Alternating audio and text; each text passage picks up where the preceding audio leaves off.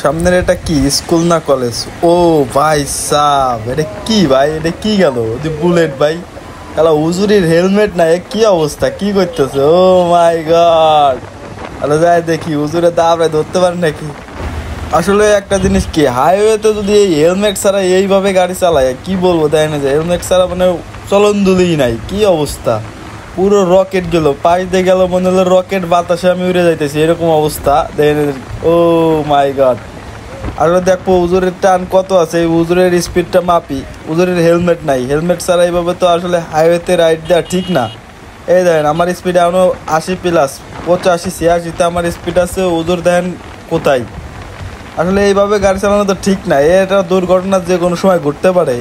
আসলে এই রোডের স্পিড লিমিট হচ্ছে সর্বোচ্চ গেলে 60। এখন দেন, এই দেন আমার স্পিড কিন্তু 80+। আমার মাথায় ক্যামেরা দেখে এই দেখেন হাঙ্গালার বিঘের উঠে গেছে। হাঙ্গালা কি টান দিল, ও ভাই রে ভাই, 100+, মিনিমাম 100-র উপরে আছে, 110-15 আছে ওর স্পিড। আমার স্পিড তো 80+।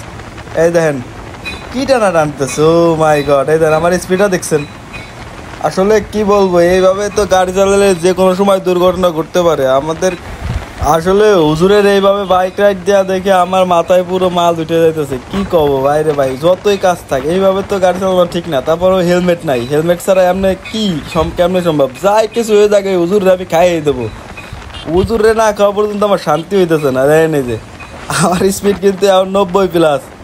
ও মাই গড।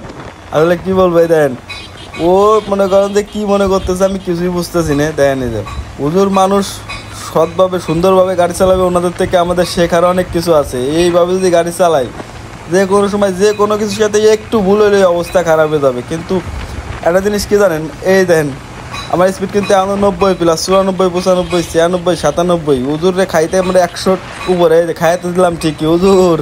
হুজুরে ঠিকই আমি খাইয়ে দিলাম। আর হাঙ্গালার তো চলন দিলেই নাই, বুঝলাম না কাহিনি। হাঙ্গালা কি মাথায় ক্যামেরা দেখে হাঙ্গালারও মাথায় বিঘের উঠে গেছে। ঠিক আছে, মনে করো যে কি বলবো, আমি বেশি দূর পর্যন্ত যাবো না, তারপরও আমি এটার স্পিড লিমিট দেখার জন্য আমি এই পর্যন্ত আসলাম। আসলে যেভাবে আমার পিচ দিয়ে বেরোইছে আমি একটা আতঙ্কের মধ্যে পড়ে গেছি যে আসলে কি মানে কি গেল, রকেট না বিমান গেল দেওয়ার জন্য।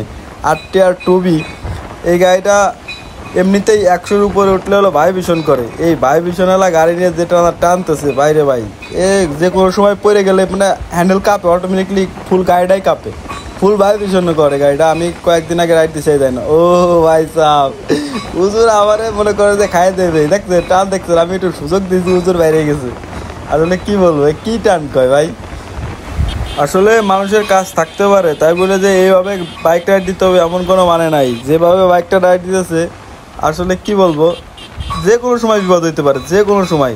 দেখছেন টান, দেখছেন আমার কিন্তু এখনো 80+ টান আছে। এখন মনে করেন যে তার স্পিড তাহলে কত আছে, মিনিমাম 110-15 হবে বা 20+ হইতে পারে। দেখছেন টানের গতি কি, শালার কামটা করছে কি। ওদের মানুষ, ওজোরে দেখে আমরা কিছু শিখবো সে তা না, সে যেটা টান দিয়েছে আমরা ইয়ং পোলাপানের তকবগে আরো রক্ত। ওজোর এই সুলতান, হেলমেট কই আপনার? আসলে একটা জিনিস কি জানেন, বাইক জিনিসটা এরকম একটা জিনিস যে আপনি যত ভালো রাইডই করেন কিন্তু আপনার ভুল থাক বা না থাক, রোড গাড়ি চলতে গেলে মানুষের ভুল ভ্রান্তি থাকেই। এই মানুষের ভুল ভ্রান্তির কারণে আপনার সিম্পলভাবে একটা টোকা লাগলেও আপনার অস্তিত্ব খুঁজে পাওয়া যাবে না। যেভাবে রাইডটা দিতেছেন এইভাবে রাইড দেওয়া আসলে ঠিক না। আপনার কাছ থেকে আমরা এটা আশা করি নাই। আপনার উচিত ছিল আপনি হেলমেট পরে সুন্দরভাবে পরিধান হয়ে সেফটি নিয়ে রোডে ওঠা, কিন্তু আপনি যেভাবে বাইকটা রাইড দিচ্ছেন আসলে পুরাই আগুন। আপনার রাইড দিয়ে আমি পুরোই ফিদা হয়ে গেলাম।